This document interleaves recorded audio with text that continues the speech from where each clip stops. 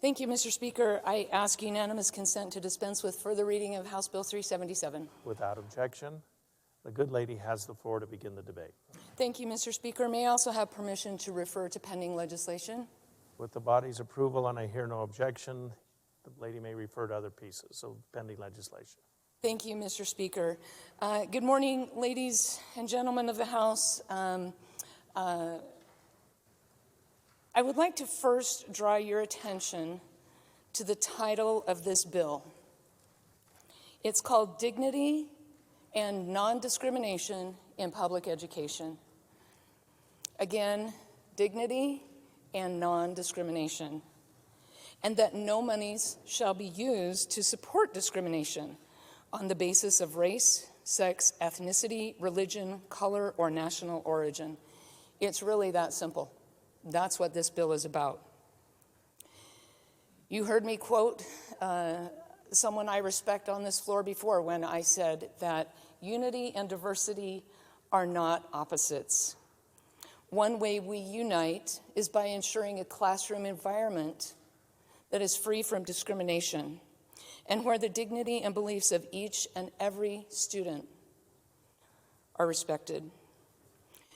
You will notice this bill does not prohibit teaching any particular content, from the Civil War to the Holocaust to the French Revolution to sexism, racism, communism, or any other ism. One of my children had an incredible history teacher in the Bonneville School District. And I was sitting in our office one morning, and he was practicing the piano. And he abruptly stopped playing his piece, and he turned to me and he said, "Mom, I just realized Mr. Dyrich is not a history teacher. He's a future teacher. He's teaching us about history so we can change the future." That is the classroom we all want. That is where free thought and facts are presented just as this bill requires. He took away that he was learning history so he could change the future. I would like to read from paragraph 1 of the bill. Its purpose is to respect the dignity of others, acknowledge the right of others to express differing opinions, foster and defend intellectual honesty, freedom of inquiry and instruction, freedom of speech and association. Again, this bill reaffirms freedom of belief, inquiry, instruction, speech, and association. Parents are growing increasingly concerned about bias and certain curriculum in their local schools, and we are now facing an extraordinary and rapidly evolving federal takeover of curriculum in our local public schools. The U.S. Department of Education has already published rules stating as much. One sentence reads, Mr. Speaker, do I need permission to read from a federal rule regarding education, or may I ask permission to read from a federal rule? I believe you do. The lady's asking unanimous consent to be allowed to read from a federal rule. Is there an objection? Hearing none, the lady has the permission of the body. Thank you, Mr. Speaker, and ladies and gentlemen. This comes from a proposed rule by the U.S. Department of Education. Quote, "Schools across the country are working to incorporate anti-racist practices into teaching and learning," unquote. Great ideal, but here's the problem. Here's the definition of anti-racist. An anti-racist idea is any that suggests that racial groups are equals. That flies in the face of our Declaration of Independence that said all men, meaning people, are created equal. That flies in the face of Martin Luther King's "I have a dream" that his 4 little children will be judged not on the color of the skin, but on the content of their character. As someone who has spent 20 years in elected office, 11 years on a school board, and 9 years now in the legislature, I have worked to improve educational opportunities for our children. This federal rule is deeply troubling to me. I am a firm advocate of retaining local control of our schools and our institutions. The 10th Amendment to the U.S. Constitution, our Bill of Rights, is clear that any powers not delegated to the United States are reserved to the states and to the people, period. This bill is Idaho's statement that we will not tolerate discrimination in schools, and we are reserving education policy and curricular decisions to the state and to our local institutions and schools. We've heard it said that we've done very little to support Idaho's teachers this year. Let me remind you that the budgets that are waiting to move total $3.1 billion, 32% more than we approved last year. That's 2.2 around our standard appropriation, plus another $870 million in federal funds. And the ARPA funds we have attached no strings to. There are strings coming from the federal government. We are not attaching any as a state. We are sending those on through to say to our teachers and our administrators, spend them how you need to spend them to accommodate COVID situations and make our schools safe, make them a place of dignity and non-discrimination. Mr. Speaker, I'd like to yield my remaining time to the good lady from 31. Will the lady yield? The lady yields. The lady has the floor to continue the opening debate. Thank you, Mr. Speaker, and good ladies and gentlemen. It has been a privilege to work with the good lady from 30 and many others in putting together some legislation that accurately captures our desired outcome for Idaho schools. As the good lady from 30 mentioned, our goal is dignity and non-discrimination in schools, and our desire is to proactively protect Idaho schools and to preserve local control by establishing in law a firm position for the state of Idaho in regard to particular troubling trends in education generally. As the good lady identified, our desired outcomes may be found in Section 1 of House Bill 377. Section 2 outlines some concerns. Section 3 is the operative part of the bill, and that is where I would like to focus my comments. If you will look at 3A, Romanet I-1, you will see that we are prohibiting teachers, schools, charter schools, and there's a list. There's a list there.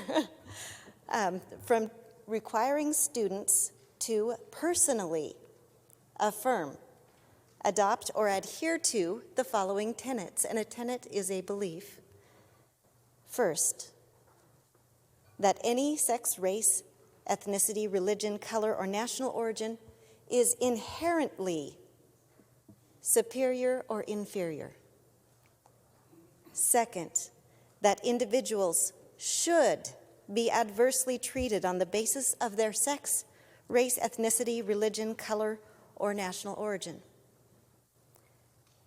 And third, that individuals, by virtue of sex, race, ethnicity, religion, color, or national origin, are inherently responsible for actions committed in the past by other members of the same sex, race, ethnicity, religion, color, or national origin. When I read these tenets, this is the definition of discrimination. These are the beliefs that we do not want to be teaching to our children.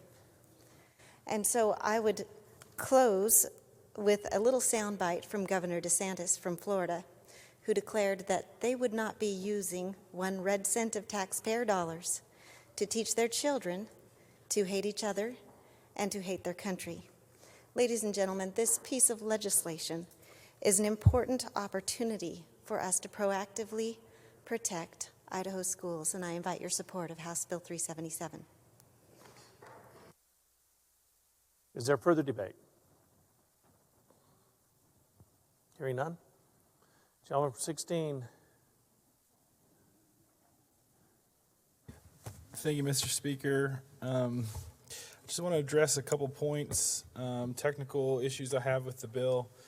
Last year, this body passed a bill from the good lady from District 1, which is now Idaho Code 675909A. This bill includes a cross-reference to 675909, but it does not to the legislation that we passed last year, and that's a flaw because it's possible to read this bill in conflict with that bill. So there was an important provision in that bill last year that said that nothing in this non-discrimination ordinance will be read to conflict with any federal program or federal funding. And the issue with that is that some of our institutions of higher education rely on grants that require affirmative action plans. So I think this bill needs a cross-reference to that bill, to that legislation, that section of code for courts not to read those in conflict and thereby jeopardize some federal funding that our higher institutions could be getting. Another issue that I have with this that has been addressed in an Attorney General's opinion that some of you might have seen on prior drafts of this bill is the academic freedom questions that are raised in this. There's a case out of the Sixth Circuit out of South Carolina that said that even dictating how a faculty member addresses their students is a violation of the First Amendment. So when we get into content, it's even more of an egregious violation of the First Amendment rights there. Also, I think there's an unintended consequence of this bill that it expands a definition in our Constitution that prohibits distinctions to be made on race or color. So in the Constitution, it says there are no distinctions on the between pupils. And in this, there's a minor tweak. It says no distinction between students. The difficulty with that is that pupils is understood to mean K through 12 students, and students also includes institutions of higher education. The problem with that is there is some lawful discrimination that goes on there. So the Supreme Court has ruled that race can be a factor in university admissions. It has to be under very narrowly tailored circumstances, but that is possible. It's not my understanding that race is a factor right now in any of our admissions at any of our institutions, but this bill would, it seems, prohibit an activity that has been deemed constitutional and lawful by the U.S. Supreme Court. And finally, just on maybe the impetus of this bill, the Black, Indigenous, and people of color who help inform my decision-making on issues that affect them have been reaching out to me with concern. This is not a bill that they feel like protects them. This is a bill that they feel suppresses speech that's meant to acknowledge historical wrongs that have taken place. So I don't feel that this is something that is going to protect people that have been historically discriminated against or marginalized, so I'll be giving it my red light for those reasons. Is there further debate? Good gentleman from District 9. Mr. Speaker, I want to briefly mention a couple of reasons why I think this bill is really important at this time. First is I think the K-12 schools need to get up to speed on these issues. When this first came out here a couple weeks ago, we got quite a few texts and emails and phone calls from superintendents saying, you know, I have to Google this concept. I don't even know what it meant.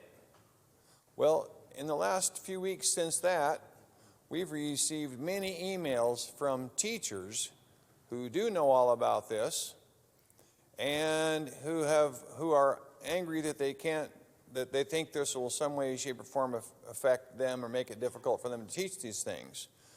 So I believe this bill is a conversation starter for one thing in the K-12s. The superintendents, principals, school board members, government, history teachers, any other people in the K-12 system that are in any way, shape, or form going to be involved in the curriculum need to get up to speed and have thoughtful discussions on how they're going to handle this.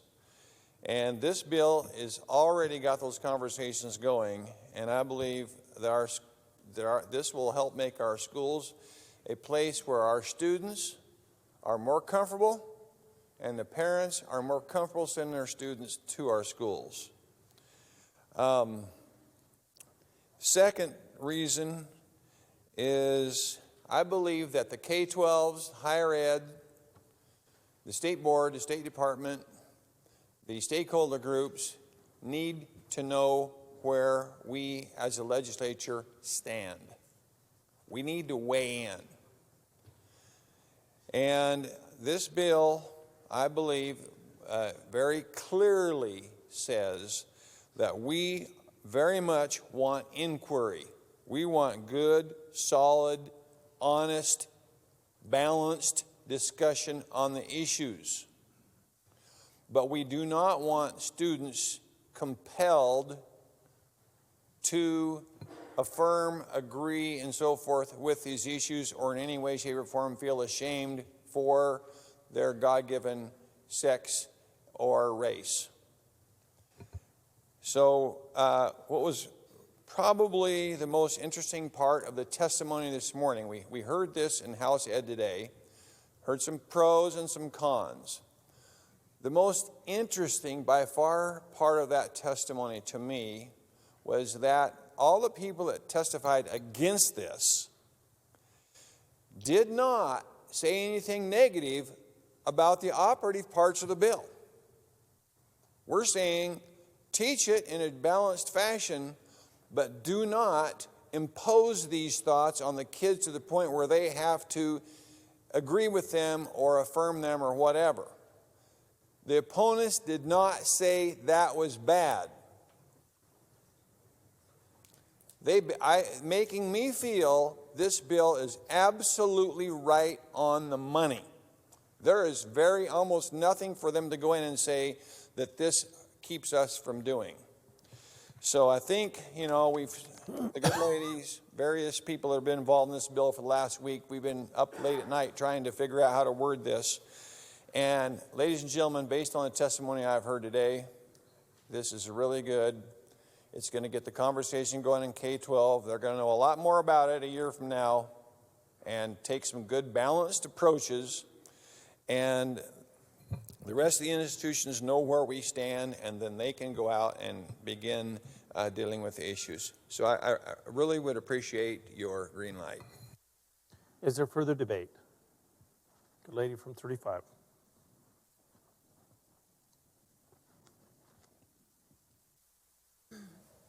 Thank you, Mr. Speaker. Just a few points. I, first of all, wanted to remind us in Article 1, Section 1 of our Idaho Constitution, the inalienable rights of man, all men are by nature free and equal and have certain inalienable rights, among which are enjoying and defending life and liberty, acquiring, possessing, and protecting property, pursuing happiness, and securing safety. I'm here, as we all are, to represent our citizens, and in my area, I've had several, as I'm sure some or all of you have had, parents, teachers, grandparents expressing their concern about what is being taught. One of my neighbors down the road said, my granddaughter, and I won't read, I'll just paraphrase. My granddaughter went to a school, and the rhetoric was so liberal that she couldn't take it anymore.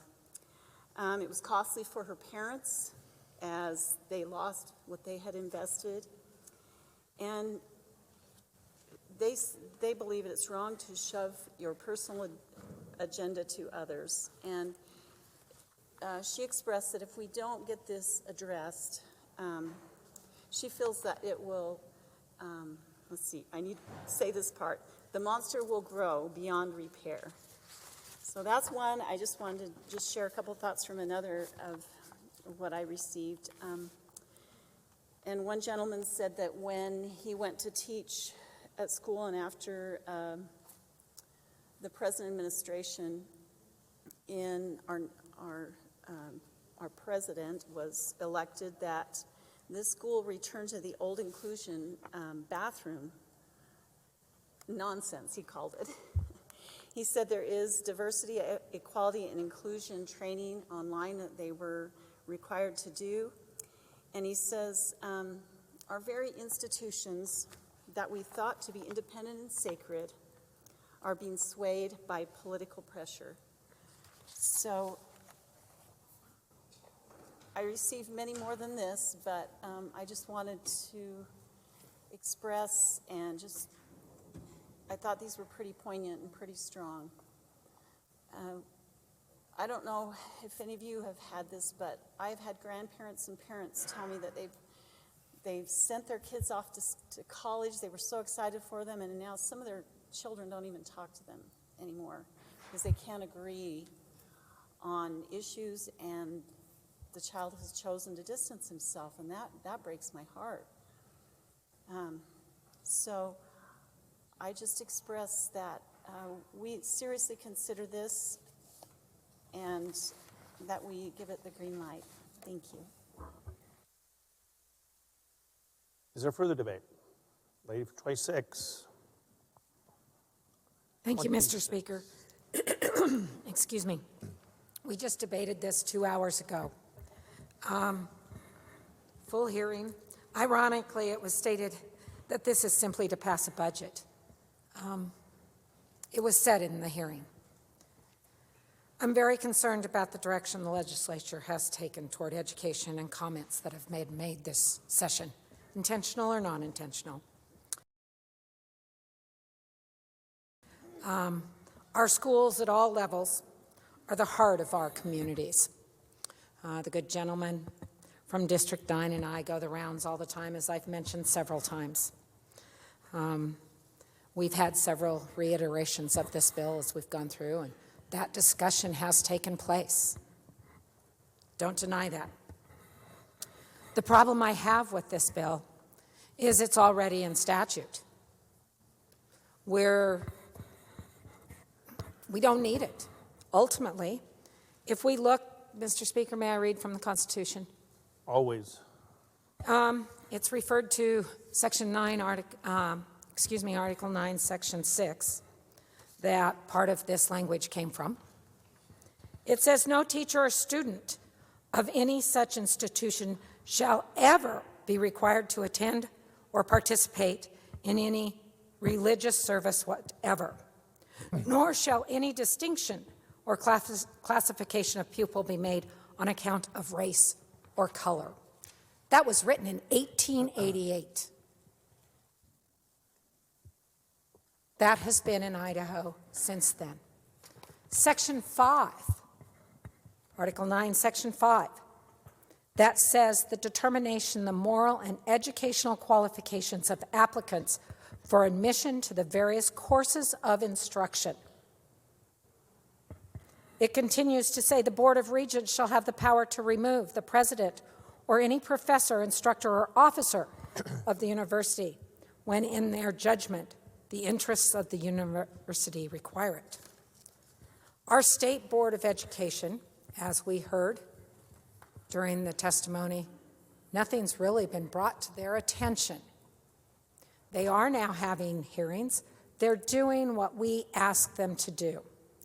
There is hearings. They're going to address board policy. But in that time, complaints have never gotten to them.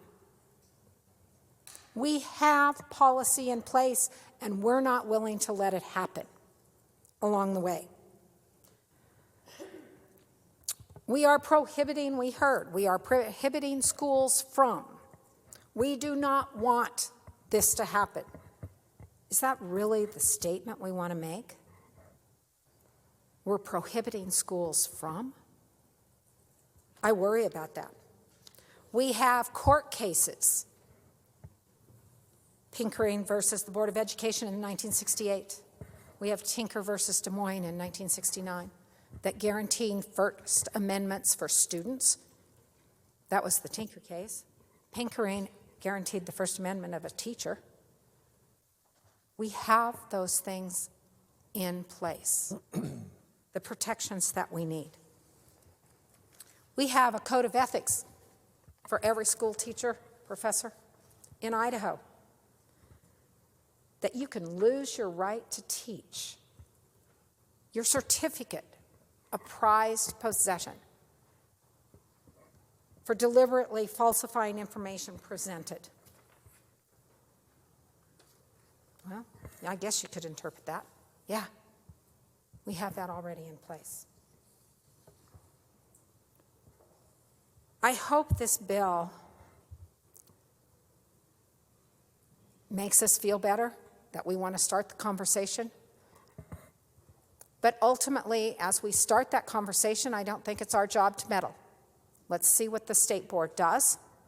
Let's let them have policy, the conversations.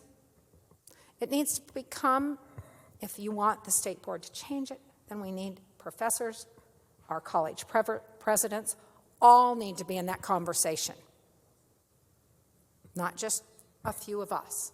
It's an overall conversation if we want to change the atmosphere. We need to back our educational system, and it's really good. Nothing's perfect. We have kids that get into military academies. We have national merit scholars from Idaho, and they compete. They're critical thinkers. It may not make us all look the same because we truly are different, and that's what makes our educational system unique. Universities give people a chance to explore. We are not all the same, and we need to look different. And with that, I ask for your red light. Is there further debate? Gentleman from 31. Thank you, Mr. Speaker. Good ladies and gentlemen of the body, I rise to debate in favor of this legislation. Over the last few days, it has struck me how this issue being quote-unquote social justice, critical race theory, things that go along those lines, how divisive this issue can be, how full of emotionally charged argument it can be on every side of the issue, how full it can be of rhetoric on every side of the issue. And I think that that's unfortunate. But I think that the language of this legislation is good. I commend those who have worked so hard in the past few days to put this together. I think they've done an outstanding job. I think that the resulting legislation is uniting. I think that it's consistent with my belief that we, as members of the human family, are all children of God. I think that it's consistent with the idea that is expressed in the Declaration of Independence that we are created equal. I think that it's consistent with the ideals expressed by Dr. Martin Luther King Jr., that we should judge people not by the color of their skin, but by the content of their character. I want to go on the record to say that I support our educators, and I want to conclude by saying if I was an educator, I would want this legislation, and I ask for your green lights. Thank you. Thank you. Good gentleman from District 24. Thank you, Mr. Speaker. I'd like to thank the body for suspending the rules and allow us to get this moving forward today. We were 5 seconds, I think, away from me not having to testify, but then people started standing up and sharing their good thoughts. I want to address a few things. One of the members of our committee made a comment that this is proactive legislation. I didn't get permission to quote, but basically I think that's all right. And I think it is proactive legislation. It was also said in committee along the lines that this bill will help us move our education bills along. And maybe people don't think that's important, but I do. I think we need to move this along, and I know that the majority party is the one that had the division over that. And this is a bill that is trying to address these issues. Earlier, we had some people have commented about all the different drafts. We had one draft that talked a lot about divisive issues. Even though it's not included in this, I learned a lot from reading all these divisive issues. And there are divisive issues in our society that are going on, and we're trying to address that. We want people to be brought together. I also mentioned in committee and myself that I am shocked that this kind of legislation wasn't addressed 50, 60 years ago. You know, when I was a kid growing up, and I think of the civil rights area and all the problems, that we didn't have this kind of legislation to make sure that these types of issues weren't going on in the schools, because I'm sure they were. I'm sure minorities were feeling compelled to take certain beliefs in certain directions that now, on the flip side of that, you know, this white Anglo-Saxon Christian feels like, well, maybe, you know, the tables have turned, and maybe we should have recognized there were problems in the past, and maybe we didn't. And so I feel like a lot of this is things that need to be done today. Our teachers, we've heard about our teachers. Some people say we're at the bottom. I'm going to tell you something. We have the greatest teachers in America. You know, they may not be paid the highest wage, but they turn out a really good product. And we're all proud of the kids who are going on to our universities. I'm proud of our teachers. But even amongst teachers, there are teachers that drift. They do things that they shouldn't be. And people say, well, why should we change the law because of a few bad apples? And maybe we shouldn't, but there's nothing wrong with talking about and putting into law the things that all the teachers and educators are telling us, we don't do this. If you don't do this, it's not a problem. If you don't do this, this is not a problem. I want to make sure everyone also understands, in case it comes up following me. Some people are saying, well, are we compelling a student to advocate for something if they're in a debate class and they have to prepare for the pro and the con of a subject? Yeah, they're going to still have to do that. And the teacher may say, today you're on the pro side of that debate, and tomorrow you may be on the con side. That is perfectly acceptable in the classrooms. And I just want people to know that. We talked about that in committee, and I don't think anybody objected with that statement. We talked about our Constitution. We talked about Article 9, Sections 5 and 6. And first I heard from an attorney saying, gee, this is bad. We shouldn't have terms like sectarianism and sectarian in there. And when I first saw that, my first response, like many of yours, is, are we talking about religion? Normally we think about sectarian as religion, and most of those two sections of our Constitution are talking about religion and freedom of religion and not bringing religion into our schools. This goes beyond that. It does go beyond that. But the two attorneys and one of our AGs that I spoke with and talked with said, you know, the problem with sectarianism, and the word sectarian is, it is too much commonly referred to as religious discrimination or compelling religious issues. And they felt like we'd have a difficult time properly defining those terms. But anyway, I just want to be clear that this is good legislation in my mind. It's something that we should have done a long time ago. And yes, it may help us move our education bills, and for that I'm grateful if we pass this bill. And also, what is the compelling nature why we're doing this now? There's terminology. People a lot of times think of people as being paranoid about what may happen. And I'm one of those. Sometimes I think people are more paranoid than they should be. But, you know, I was looking here and thinking, you know, just because you're paranoid doesn't necessarily mean that people aren't out to get you. There's that old quote.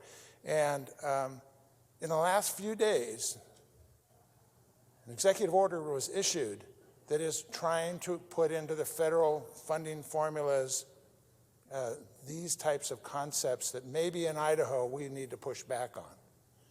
And that, I think, is what this bill does, is it says there are things happening, and maybe it's not going on in our schools, but if the federal government says you need to start doing some of these things and we feel uncomfortable, we need to send that message.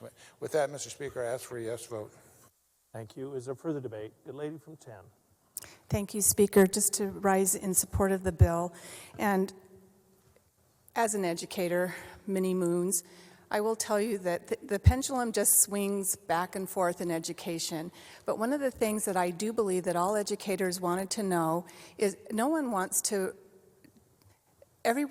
do what is right and is good. And it requires a common vocabulary, a common understanding of what is it that we mean. And I believe that this legislation will allow those conversations to begin, and that we can, I agree with what the good gentleman from 24 said. I think a lot of educators will be listening to that and feel validated that they have nothing to fear. And I would like all of our educators to feel like that they have nothing to fear, because they know what it is that is what we're asking to do that promotes the good of the United States of America, that promotes what Idaho believes, that if it's even happening to one, it's one too many, no matter what side of this you're on. So I ask you to please support this legislation. Is there further debate? Lady from 8. Thank you, Speaker. Just to state a few facts. So when the President Biden was sworn in, one of the first things he did was on October 25th of this year, he put out Executive Order 13985. This advances racial equity and supports underserved communities through the federal government. So the Biden administration does intend to implement critical race theory into our public schools through federal grants. On Monday, April 19th, just a few days ago, proposed rules were posted in the Federal Register. I'll say this clearly for our friends in the press. Volume 86, number 73, page 20349 states, the department recognizes the ongoing national reckoning with systemic racism, having highlighted the urgency of and improving racial equity throughout our society, including in our educational system. It goes on that our country faces converging economic, health, and climate crises that have exposed and exacerbated inequalities, while a historic movement for justice has highlighted the unbearable human cost of systemic racism. So it's here. So when people say that they haven't heard about it, well, it's been creeping in for a little while, and we should have been addressing this, as the good gentleman, the good chairman of education just said, maybe a little bit sooner than later. So I just wanted to state those facts, and I'd appreciate you voting in support of H377. Lady from 1. Thank you, Mr. Speaker. For once, I agree with the gentleman from District 9 when it comes to schools. We're going to support the same school bill, so that's a really important day. That rarely happens. It's a start. It's a start. But I do disagree with the gentleman from 24 who said we're being proactive with this bill. This bill needed to be passed years ago. This has been creeping through our schools forever. And I had a couple things I wanted to share, one being the Meridian School District has a sign on their bathroom wall. This is in the middle school, and it's called, I won't tell you what they call it because it's kind of, but they say in there that, fact, every teacher can work on being more culturally responsible. They say some things in here that just are amazing to me. The question is, I don't even see color. I see my kids for who they are. Color blindness is a myth, and that one that denies students validation to their whole person. So they're basically teaching these they read this while they're in the bathroom. You need to see color. You need to divide.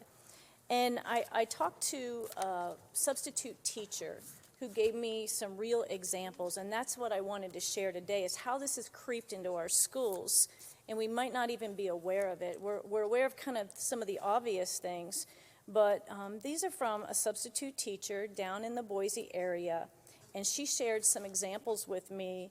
To Kill a Mockingbird. She said the message was made clear. White people are bad, black people are innocent victims. And the students were encouraged to believe that there's an endless era of black victimization. That's being taught down here.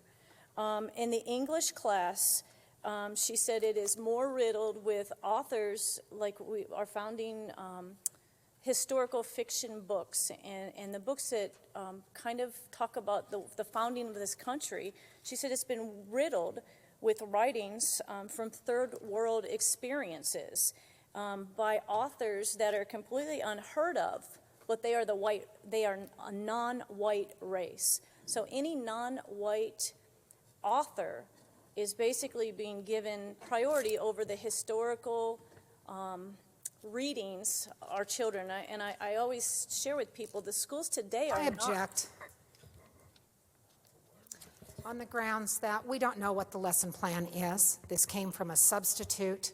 The lesson plans of a school, curriculums, reading lists are all approved by local districts.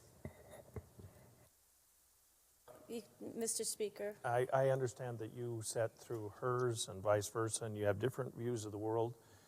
With that acknowledgement, proceed with respect for one another. Thank you. Thank Go ahead. you. And I do think our substitute teachers in this state are unbelievable because they get paid very little and they are committed, and some of these teachers take months off or long times. And at one point, I was a substitute teacher, so they're great people, and I think they're very credible. I'm not doing that. So classical fiction authors are really in the Western civilization, because of the race of those classic books, that they are basically pushed aside for other books. And with the 9/11 trade attacks, when this was the topic that they were discussing for the day, she said that they were focusing on race for everything else. And it was always about race, religion. And when they got to the 9/11, they conveniently did not mention the race of all the terrorists that attacked or their religion. So it's definitely kind of being pushed one direction, anti-white direction. She said some of the other things she's noticed is, you know, the great founders of this country, Jefferson, Lincoln, Washington, are now being put on a different platform because of their race. They are trying to be pulled down to say, you know, this dirt farmer is just as important as Washington. And as we know that, everyone's important. To learn of how our country was founded, it was a big deal. And then I'll just leave you with one more example. On film day, the substitute teacher left a film that she wanted the kids to watch. And the film, she said, was about a thug who shot a police officer. And she believes that this was presented because of the national narrative and because of the race of the people in the movie, which I haven't mentioned. She believed that this is why this was trying to fit the national narrative of anti-one race over another. The last thing she said is that many teachers are afraid to stand up. And this indoctrination is, she said, it's like a poison in these schools. It just creeps in and it's throughout, but it's hard to address. And I truly think that this bill will be an opportunity to address some of this. I don't know that it'll do it all. And I don't know, with the gentleman from on the other side of the rotunda, I don't know if your concerns are valid, but we can go back and fix legislation that may conflict. And if it is a problem that we can't stop this because of the federal money coming through, then we need to remove that part of that language. But we have to do something. And the longer we wait, the more our kids are indoctrinated with this garbage. And so I urge you to vote yes.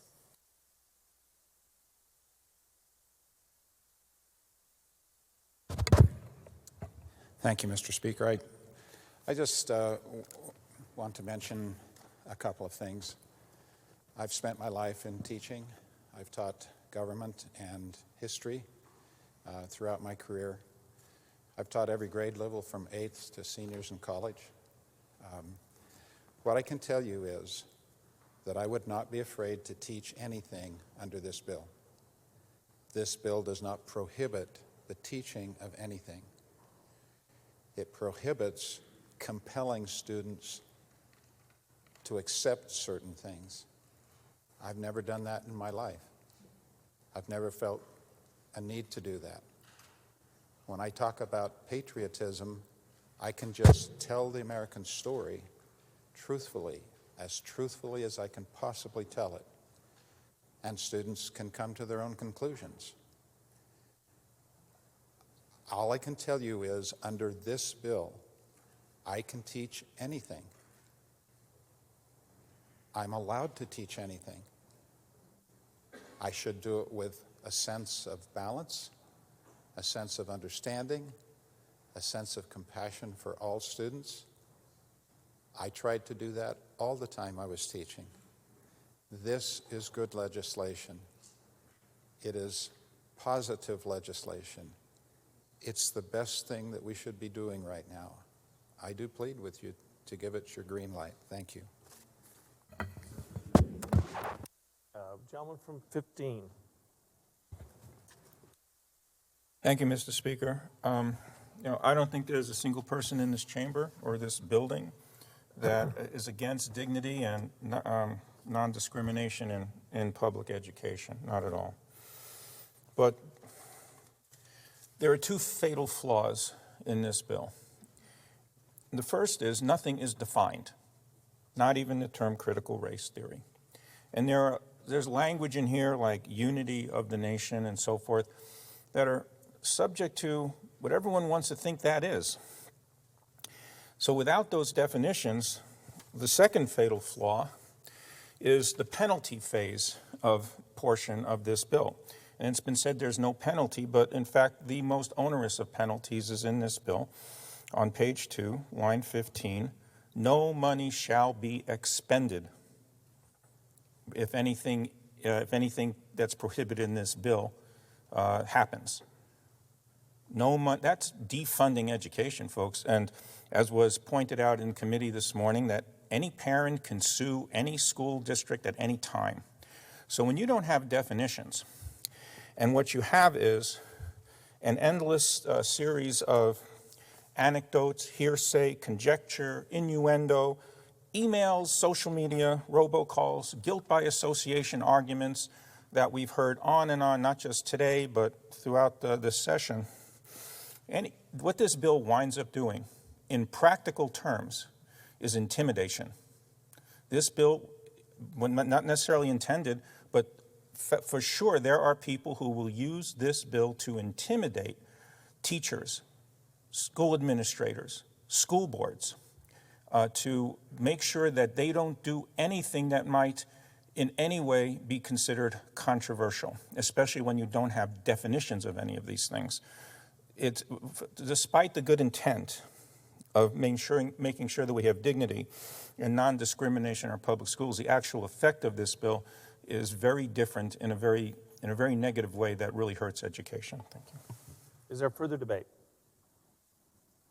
Gentleman from 10. Thank you, Mr. Speaker. To debate in favor of the bill. Thank you. Ladies and gentlemen, I don't want to be overly redundant, but I want to put a little emphasis on what the good gentleman from 30 said. The plain language of the bill does not prohibit any topic from being discussed. Full stop. It is not insignificant that the word tenant is in this bill and not the word concept. Tenant is a closely held belief. And you cannot compel a student to hold any particular closely held belief. It's a restatement. It shouldn't even be necessary, but I believe that today it is. It was said that the definition of student contemplates K-12.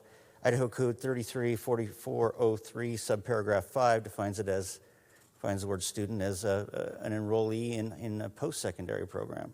So that's not universally true.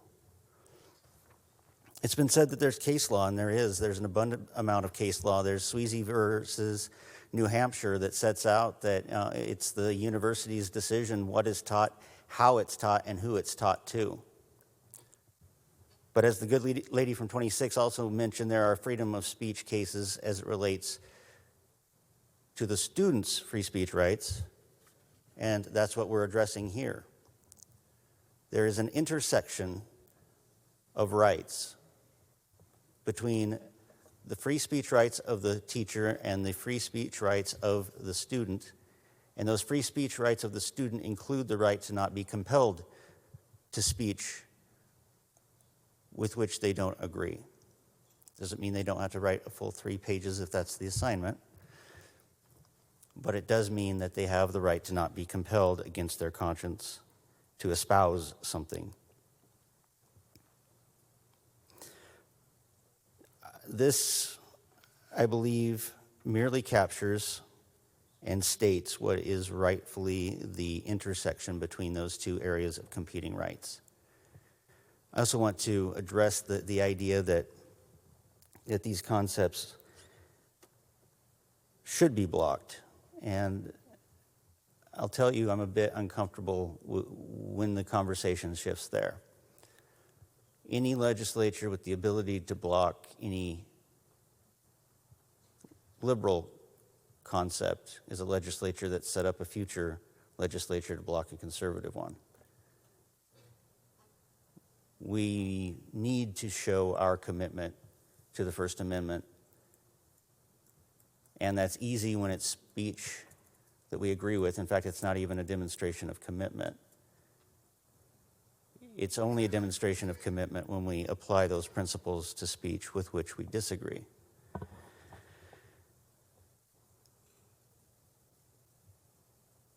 I do not think that conversations that confront us and our assumptions should be feared. In fact, it should make us more fierce in our defense of our principles.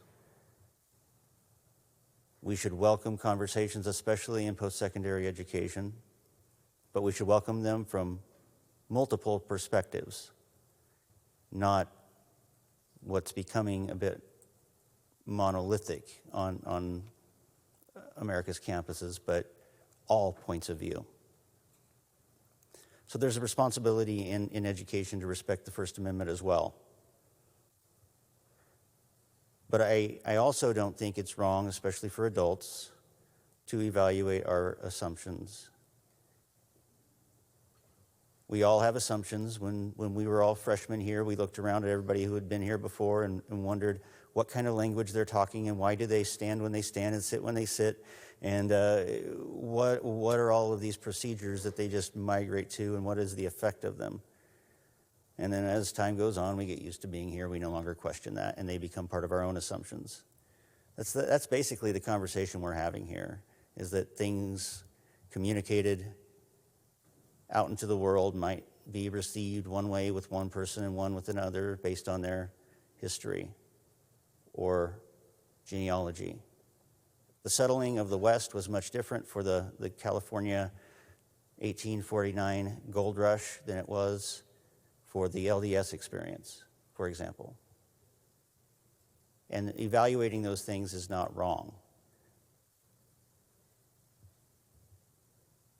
because the circumstances were different.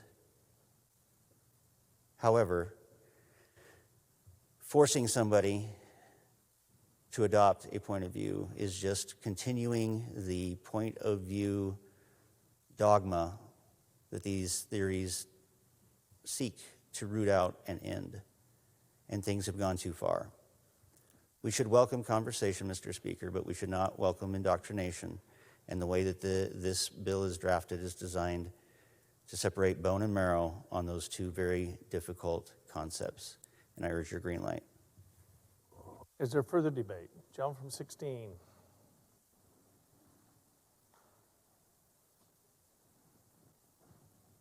Thank you, Mr. Speaker. Good ladies and gentlemen.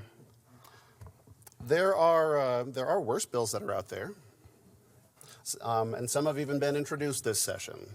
But with this one, I'm still not on board. And I am an educator, and I have a litany of reasons why I don't support it, and I'm going to do my best to rein in my reasoning on this. You've already heard me share with you this session that there just has not been time for our teachers to indoctrinate students on critical race theory because they have been trying and working their tails off to take what they know how to teach and convert it into a hybrid, a virtual, even in-person learning due to COVID. And so if this hasn't been able to take place this year because of those struggles, then when did it happen last year? Well, we know that the fourth quarter of the last school year was shut down due to the emergence of COVID. And so then that brings us to the last legislative session. And so during the last legislative session, when were we discussing this issue? Where are the bills? Where are the RSs? Where are the drafts? I don't remember seeing them, and so I have a hard time believing that this is a real problem in Idaho classrooms. Ever since we voted down the teacher salary bill, hundreds of teachers have shared with me that they didn't even know what critical race theory is, and they had to Google it. If you don't know what it is, you can't teach it. Now, it was brought up in committee that, well, if you don't know what it is, well, how do you know that it's not being taught? And I appreciate that sentiment, and so my response to that is this. First of all, if you don't know what it is, you can't teach it. And secondly, those that did Google it know that they're not teaching it in their classrooms. I believe that the role of education in our society is to prepare our young people to enter the real world, prepared to think critically, and to make important decisions as members of our community. So I want to say something to you all in this body, something that I'm not going to be teaching in my classroom, but it is a concept that I'm going to be practicing on how I treat my students. The goal is not that I see no color. The goal is that I see your color and I honor you, that I value your input, that I will be educated by your lived experiences, and I will work against racism that harms you. You're beautiful, and however I can do better, please let me know. So let's talk about this bill. What do I think that's wrong with it? It's the same thing that I think is wrong with some of the debate that I've heard this session. It's this discussion of critical race theory with the question of, do we really know what it is that we're talking about? We did have someone testify in our education committee this morning. And this gentleman graduated from the University of Idaho with a bachelor's and a master's degree in English, and then later he actually studied critical race theory. And he taught critical race theory. And part of what he shared with us is this. I really appreciated his insights. He shared that critical race theory is the lens through which to critique with reason and logic. It is explicitly anti-racist and anti-white supremacist, and it does not divide white people from people of color. And I felt like those were very valuable insights. I'm not an expert on critical race theory, but I do want to protect all of the students in my classroom. I think that this comes with good intentions, but I also accept the political realities, that this bill is, at the end of the day, this is the path forward so that we can finally go home. I don't believe that this is the right path home, and so I will be giving it my red light. Thank you. Is there further debate? Lady from 14. Thank you, Mr. Speaker, to debate in favor of the bill. You have the floor.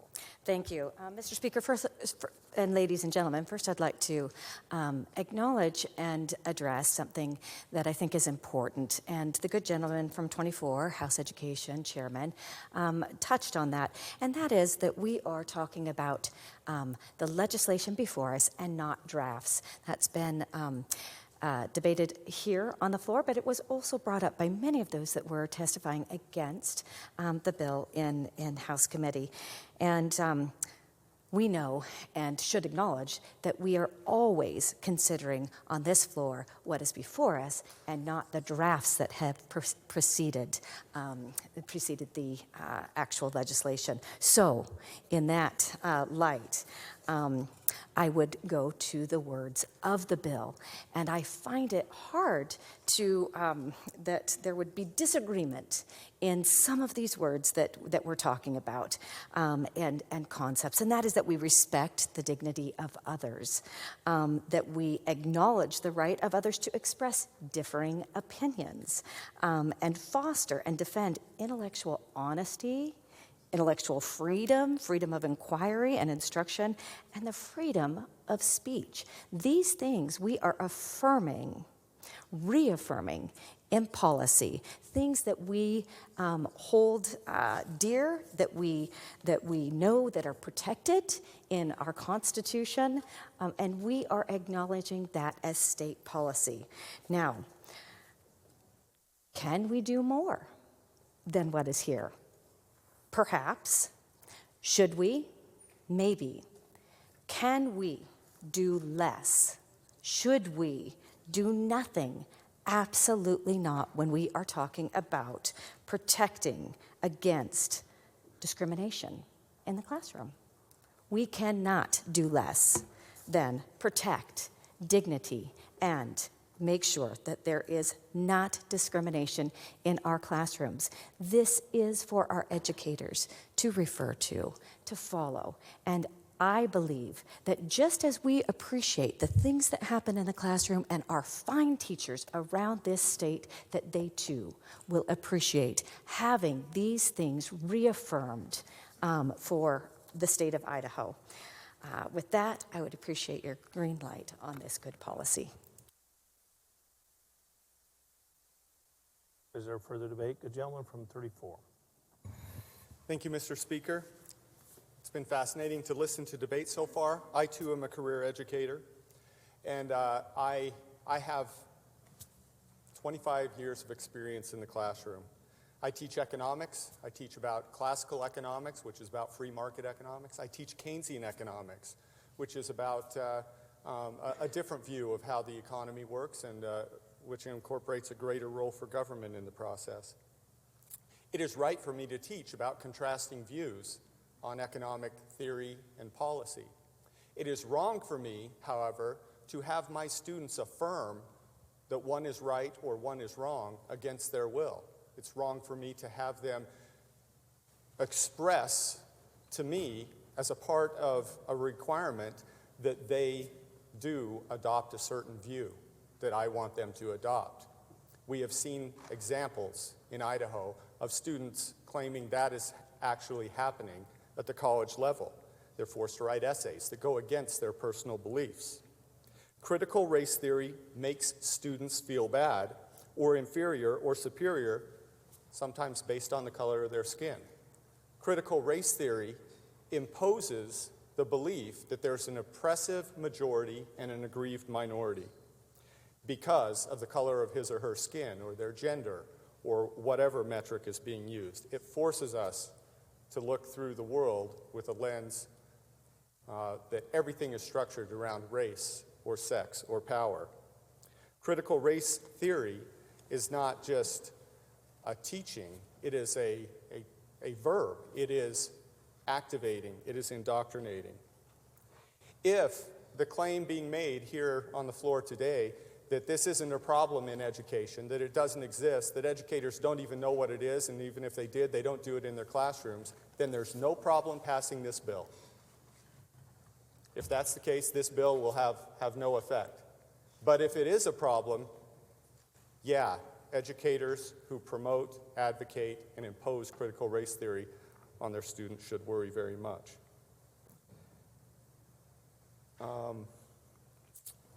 I watched a program, a current news program, where somebody on a school board was debating about critical race theory and its pernicious effects. And they said a few statements that gave me gave a little perspective into what is happening. This is a school board member seeing it going on in their school. It says, critical race theory demonizes white kids for being white. It teaches that whiteness is a privilege and something students should feel guilty about and apologize for.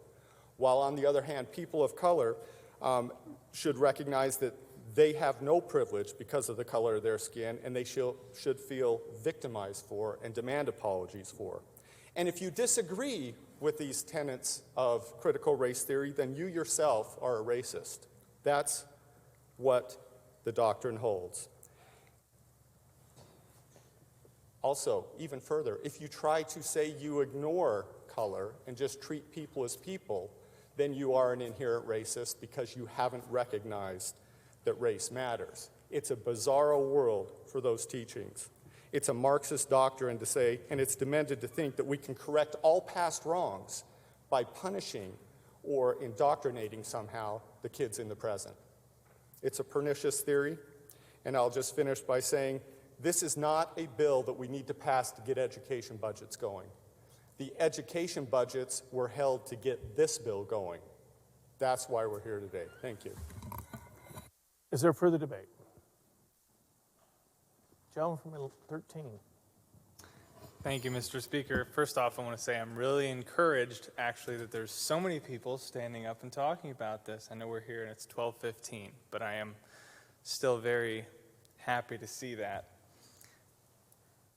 So in my I think I'm the most recently educated person, right?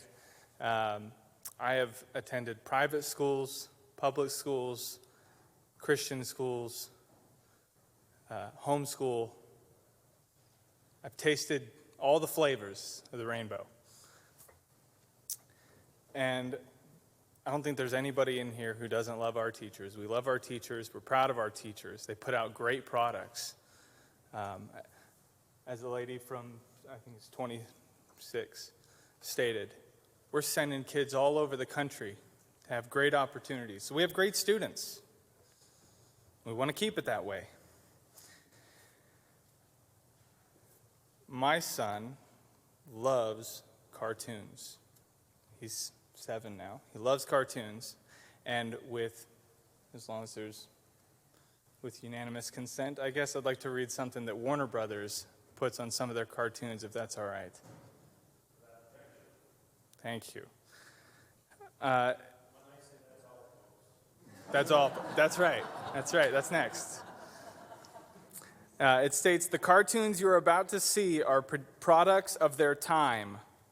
They may depict some of the ethnic and racial prejudices that were commonplace in American society. These depictions were wrong then and are wrong today. While the following does not represent the Warner Brothers' view of today's society, these cartoons are being presented as they were originally created, because to do so otherwise would be the same as claiming these prejudices never existed. And the reason I bring that up is because some people say that history repeats itself. Well, I don't think it does. I think it doesn't repeat itself, but it rhymes. And I think we have reached a time where we've come through a Martin Luther King era. We've come through an era where our founders had ideals for this country that were way beyond their own time. I've lived in a lot of places around the world, and America is still the least racist place I've ever been. So,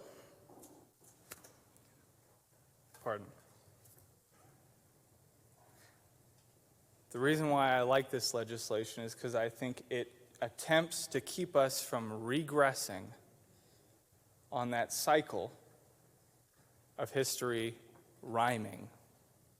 I'm not willing to go backwards. And as the lady, the good lady from District 8 pointed, there is an attempt to make it rhyme. And I don't think it needs to rhyme in our state. I'm voting yes. Shocker. Is there further debate? Lady from 33. Thank you, Mr. Speaker. Friends, you know, one thing I'd have to disagree with is some are saying that we're starting the conversation. Let me remind you that this conversation was started a while ago. Certainly in 2019, many of you joined with me in response to a letter that had come out of Boise State, and we responded back. And with that letter, we made it very clear that this idea, and so when I say this idea, of which we're addressing today, is not limited to something called critical race theory. That was an example. This idea falls under an umbrella. It may be something such as diversity, equity, inclusion. It may be something such as social justice. It may be something addressed in privilege. Critical race theory tomorrow may be called something else. But the point is that we all should be treated fairly. We should be treated with the same respect, same dignity, and be listened to. That's part of what this does, what this legislation does. 2 years ago, if you recall, as we started to address this, I recall pointed conversation on this floor from a number of our legislators. Many of us gave fantastic testimony, but I particularly recall testimony from the good gentleman from 13 and the good gentleman from 2. Those of you who were here will recall that during that time very explicitly stated that we wanted to see results from our universities in addressing this situation. So for us to presume that now this is the first time that we've had an opportunity to address this is really a false narrative. Now I do know too that some have tried to start doing things, but as far as what we're doing, it is a legislative role to, with that umbrella, to give directive to all of the agencies. That is our role. That is what we are commissioned to do, and we are doing that, particularly beginning in the Education Committee, going on to the Senate Committee, as it obviously hits our body. So let us remember where we are when we're addressing these issues. It is our responsibility to do so. Ironically, let me state that I absolutely agree with the good lady from 26 when she said that we have really good education system with many outstanding students, and they've received national awards. They have and they've received academic scholarships all over the country. This is really encouraging, and we want to be able to keep that going. And we want to make sure that they have that education system that was spoken about by our founders and had really been the basis for so much of what we've done up to this point. Much of the testimony that we heard today was testimony that actually didn't even deal with this legislation. So I'm really encouraged by that, because the concerns that many had aren't even on this legislation. So we're doing well in that respect, because that shouldn't be a concern. I do want to reiterate that which had been stated, because I do believe Governor Ron DeSantis had a great point, and I think we all agree that we need to ensure that our tax dollars, paraphrasing, are not going to teach our kids how to hate each other and to hate this country. I am so proud to be an American. Gosh darn it, I've been blessed. And you know what else? This country has hundreds of thousands of people trying to get into it. Obviously, they want to participate in the goodness that they've seen that America offers. Let's keep that going. Many have spoke of a unified America as we go forward in our education system, but I see our education system creating a division. I don't want that. As I stated 2 years ago, that you cannot unite by dividing, and you cannot be inclusive by segregating. Idaho is a fantastic state. This country, I am honored to be an American, to live in this country, and I want to make sure that those who follow us in our education system are taught those same founding values and principles that made this country great. That is what we're asking you to do, to unite with us right now and support this legislation so that Idaho will continue to be a leader in this nation as to what we value when it comes to our American principles. Thank you, Mr. Speaker. Thank you. Is there further debate? Lady from 11. Thank you, Mr. Speaker. Just briefly, to support this piece of legislation, because much of what has been said I agree with. But I just wanted to touch on a few points that, first of all, yes, this is occurring. We see it. I have heard from many parents, professors, teachers, students from all over, including our state, of certain things being taught in their classes that are making them feel uncomfortable with what's being taught, or making them feel lesser than those that are around them. And so we do have this occurring. And if people don't realize that it's happening, then they need to do some serious investigation. And that's why I feel it's very important for parents to be very involved in their children's education and to understand what they're being taught, so that they can keep an eye on it. You know, I have 3 that are all in high school right now, and we have had our own experiences, and I don't even think that they're purposefully done in many instances, but it is something that has been creeping in for the last several years, and we need to be aware of it. The other thing I wanted to touch on is that we do have laws that are on our books. We have things in our Constitution that prohibit this sort of thing. But unfortunately, with the current administration, they have signaled that they will not enforce federal civil rights laws in the schools when certain races are being targeted. And that is an unfortunate thing. We need to make sure that all students are protected. We need to also make sure that, that we are treating each and every one fairly, and I think this piece of legislation does handle all those issues with sex and race and religion and so forth. And so I appreciate the work that has been done on this. I think it should have been done several years ago, as the good lady from 33 had stated, when we really brought this conversation to the forefront. And I hope we're not too late in that capacity. So unfortunately, because the federal government does not seem to want to do the protection, then it's abandoning the traditional civil right enforcements, then the states must take that and pass new laws that assume the enforcement power to protect the rights of all students and even our teachers. Like I said, I have heard from teachers that they have seen this sort of thing creeping into their curriculums or into things that they are being asked to teach. And so we want to make sure that they're protected too, and that they're not put into a position where they feel uncomfortable with what they're teaching. So I will be supporting this piece of legislation, and I ask also for your green light. Thank you. Is there further debate? Gentleman from 3.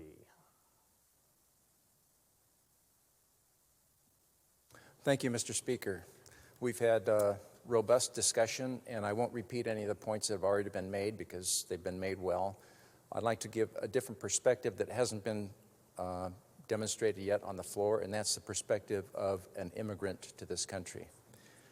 I wanted to give this discussion during the House Education meeting this morning, but we were rushed for time and we had to end the discussion. Let me read you a list of names here. Yolanda Aguilar, Jimmy Salazar, Richard Gutierrez, Rosalia Palacio, Arturo Cifuentes, Sarah Pineda. These were the names of my classmates in grade school. I grew up in El Sereno, which is a suburb of East Los Angeles, East LA, Mom. I was the second place runt of the class. I finally outgrew that, but only Sarah Pineda was smaller than me. There were only 2 towheads in the class, myself and Johnny Haygood. We didn't know we were different because we weren't told that we were different. We were just members of the community, members of the school class, and we treated each other with respect and dignity. There was none of this picking of the scab of racism or difference. It was unity, and that's something I'd like to emphasize here. Students have a finite amount of class time, and what we have to do in all of our educational courses is establish a hierarchy of learning. We need a balance of what is taught in schools. And by balance, let me give you an example. If we're teaching a class in anatomy, We don't want to give an undue amount of time spent on studying hair and skin at the expense of the circulatory system or the nervous system. Everything has to be balanced. There's also an issue of age appropriateness that hasn't been mentioned. We start inculcating this difference, and I'm different than you, and therefore I must hate you, and everything else from kindergarten on up if some of these programs go through. The students do not have a chance of understanding the historical development and the culture behind some of those past practices, which are abhorrent. Everyone will agree with that. But when you start with the flip side of what's wrong with this country, you never get to the good. If we're really interested in the damage that discrimination has caused to humanity, we really have to, once again, put it in proper perspective and balance.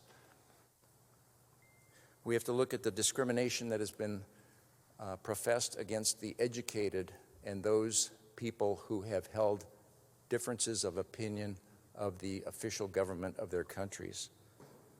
And by educated, let me give an example. In Vietnam, the Viet Cong would go into villages. And you know how they selected the people that they would kill? If you wore glasses, that means that you could read and you were educated and you could be a point of obstruction and defiance to the incoming communist government. So anyone wearing glasses was taken out and executed. We also have to realize that the biggest discriminator in the history of humanity has been government. I haven't heard a single person talk about discrimination based on the difference of your political viewpoint. There have been hundreds of millions of people that have been either starved to death, sent to concentration camps, or otherwise disposed of. And I'm talking about the Soviet Union, China, Cambodia, Laos, and other communist countries. So I'd like you to keep these perspectives in mind, and let's work on unity rather than the excessive time that we spend on differences. Thank you. Is there further debate? Hearing none, would a good lady from District 30 please stand and close the debate? Thank you, Mr. Speaker.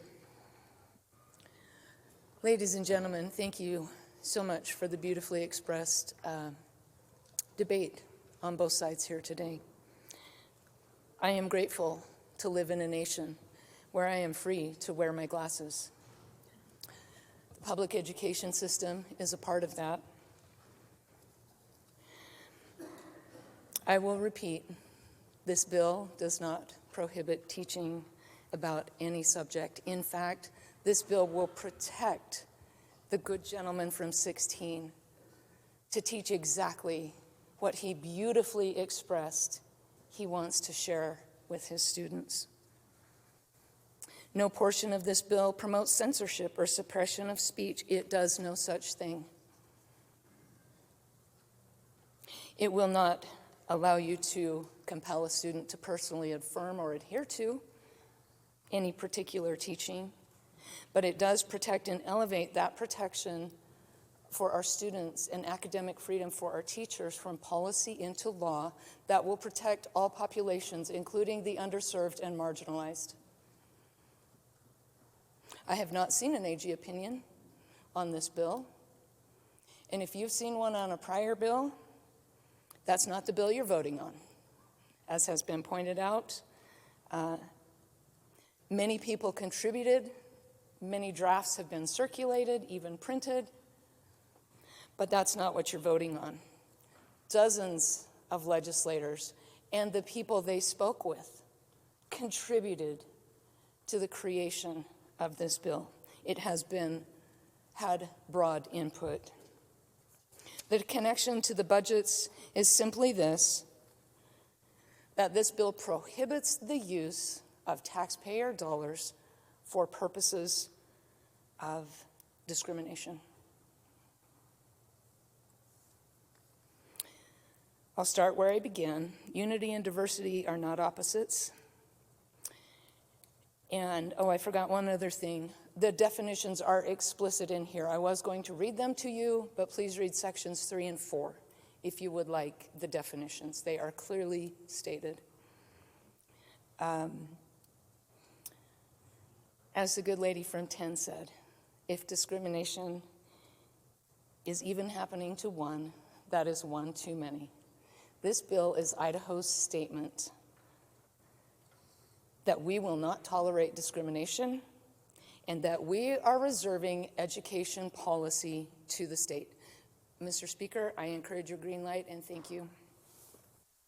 Thank you. Debate is closed.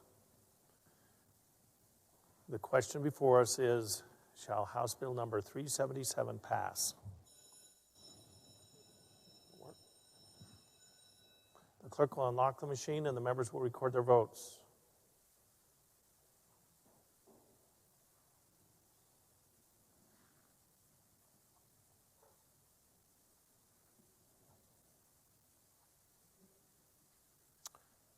Has every member voted?